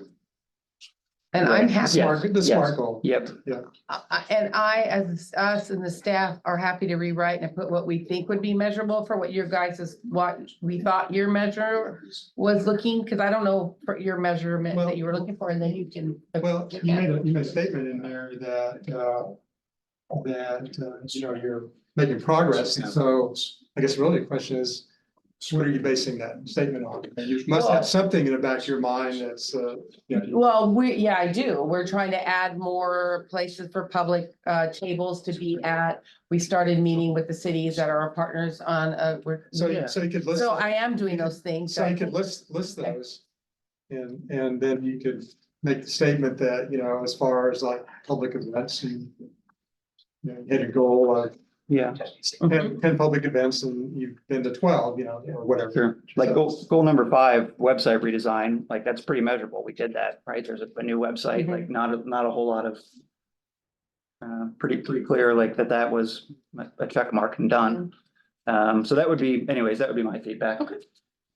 I don't think we're asking for any additional work. I mean, you already probably have in your mind, how you're measuring your, progress and things. So we'll just put it on paper for us to take a look at. More ability to see what's being done, so accountability can be had. Yeah, so kind of what drove for the results that I've given you and kind of how I've added to the director's report, some of the events we're doing. Yeah. Yeah, I can totally do that. Yeah. And if these are all the same ones you guys want and taking off the ones that we think of, there's not much more to do with it at the moment. That's a good comment. I like Thanks for that. bringing that up. Appreciate that. It's good. Any other discussions on this? Okay, thank you. Director's report, or do we, I guess, let's go ahead and do the director's report. So I have a couple of things I want to add first. I left at your tables that they have made a decision on the new PM 2.5 standard. So I gave you guys that press release. And also, we also emailed you out to the report that came from DEQ. There is some paper copies back there if anybody wanted a paper copy. There is information there about our cities, so that is there for you as well. And the other piece I wanted to highlight is that we have a 0 backlog for Title V permits with the completion of international paper. So as you look at that, you will see that that is 0, which is a huge victory. And then that's the big things. And then with Jenna Lee leaving, we're also interviewing next week for a new finance manager. So those are the highlights, I think, besides things I said in there. Any other questions or thoughts? Can you give us any update on where Karis, the recruiter, what are they up to and status? So have they checked in with you at all, Travis? Because they've not checked in with me. The last thing I've heard from Karis was, is when they attended the CAC meeting, they essentially gave the same presentation to the CAC that they gave to the board. And the discussion feedback from the CAC was had. We now have the posting on our website, and that and they're kind of following their plan of going through their looking for candidates and reaching out to them and inviting them to have a conversation with them. But I have not heard from Marissa or her father.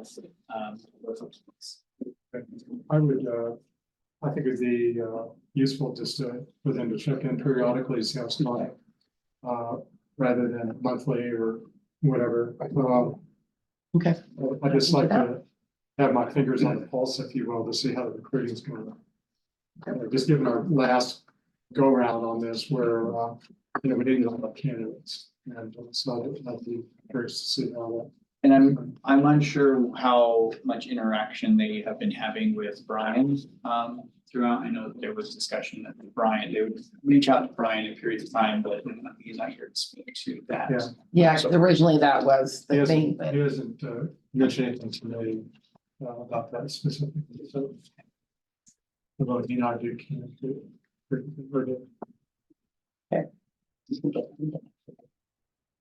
I guess you might have ties into, the club chair and The change, yeah. and David is vice chair. And we do have the committee too, so I'd like to make sure that our committee is, kept in contact also. I just don't want to get a data dump in 4 weeks, Piece of paper, 5 minutes. Especially these two guys that don't have day jobs, no time jobs too. Right. I do know from that meeting, they are on their timeline, but yeah, I'll get those 2 pieces out and make sure the committee gets an update too. Yeah. We can do that. Just tell them the client would like to keep updated more frequently. They've had 2 weeks. They should have lots of candidates by now. Yeah, okay. We don't want to be high maintenance clients, but it's a we're- important position, so, We can be happy. okay. I'm okay with that. All right, anything else for the director's report? Any questions? I guess they're drafting their statement. We're ready.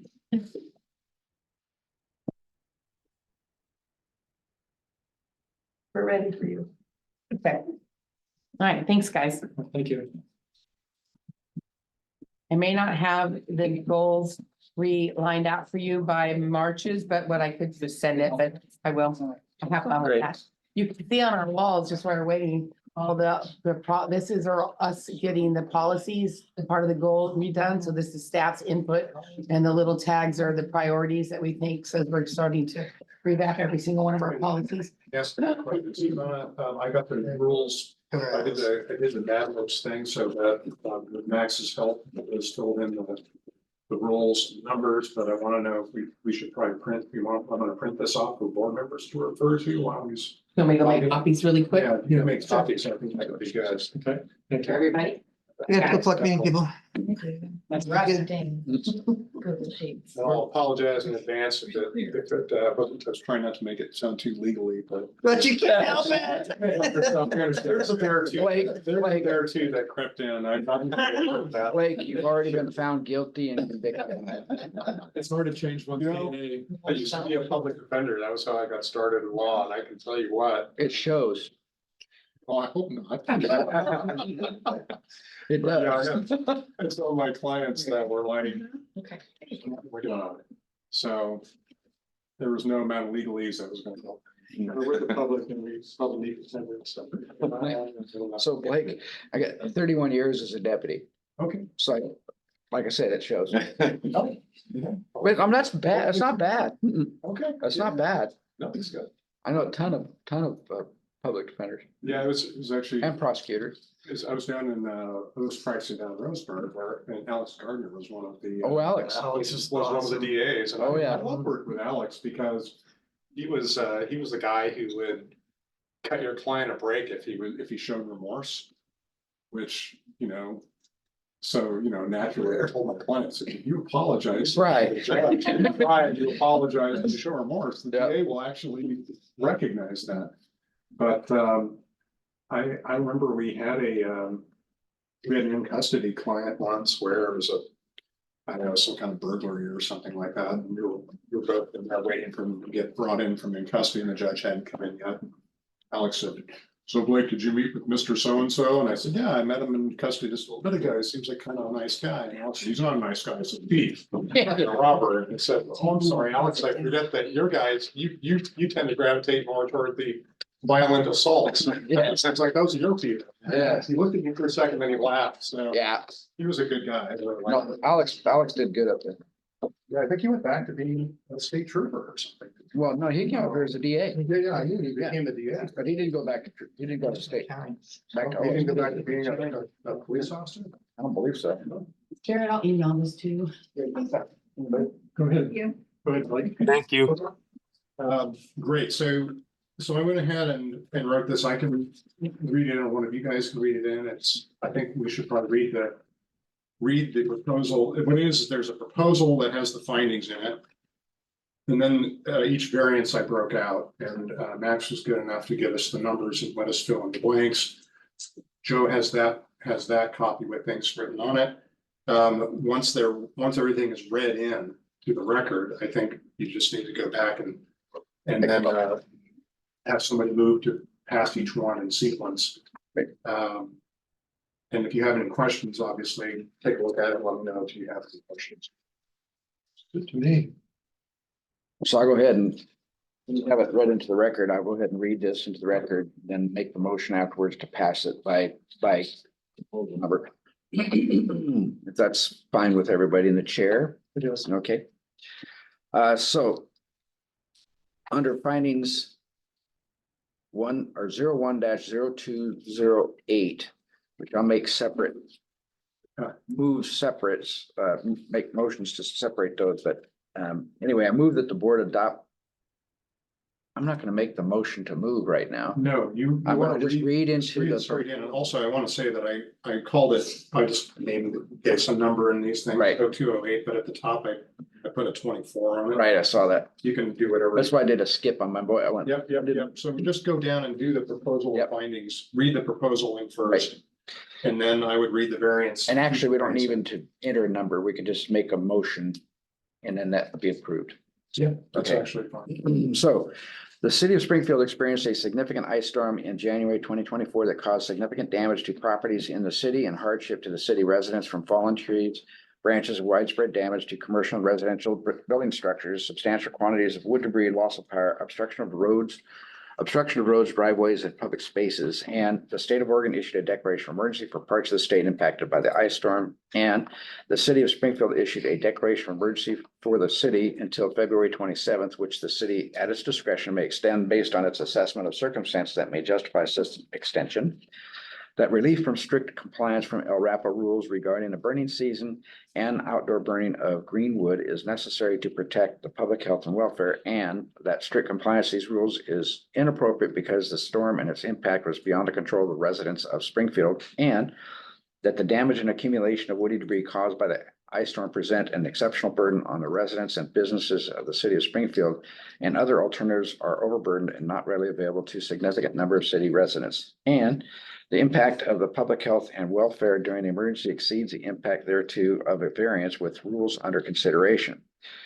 Based on the findings of the board and the February 8th, 2024 letter from the city of Springfield on for a variance, LRAPA shall grant a variance to the particular requirements of LRAPA Rule 47-15 Section 2, Paragraph D as in David.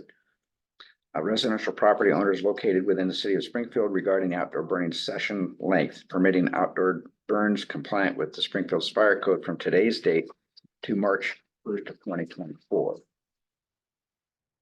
That's the first variance. And the second variance is based on the findings of the board and the February 8th, 2024 letter from the city of Springfield on for a variance. LRAPA shall grant a variance to the particular requirements of LRAPA Rule 47-15, Section 1F. Residential property owners located within the city of Springfield regarding the restrictions on burning greenwood, such variance to begin on today's date and terminate when the city's declaration of emergency and any extension thereto ends, provided that LRAPA retains a discretion to pause the variance upon LRAPA determination that the LRAPA quality levels have met or exceeded 30 in compliance with home wood heating daily burn advisories. So based on that split out, then I can make a separate motion on the first variance. Or you can adopt, you can adopt the findings and the variance. And Yes. to make One motion. I'd like to make a motion to adopt those findings and adopt the variances described. I'll second. Is there further discussion? Just one question implicit in this is that LRAPA staff will communicate this variance to all the commissions, is that correct? Yep, that was required by. Within 14 days of today's date. Okay. All right, is there any further discussion? Seeing none, I'll call for the question. All in favor of the motion, say aye. Aye. All opposed? There are none opposed, it's passed unanimously. He said aye. He said aye. And I want to express a heartfelt thanks to all of you. Appreciate it. And thanks for making the motion brief, Blake. Yes, Good job. it's not bad. I mean, it's long, but it's not like bad. Okay. Sorry about the typos in there. It's all right. All right. I stumbled right through that like there's nothing there.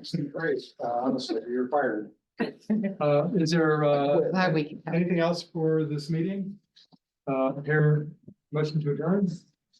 Second vote, motion to adjourn. All in favor, aye. So record the meeting ended at 2:12 o'clock. That clock, right?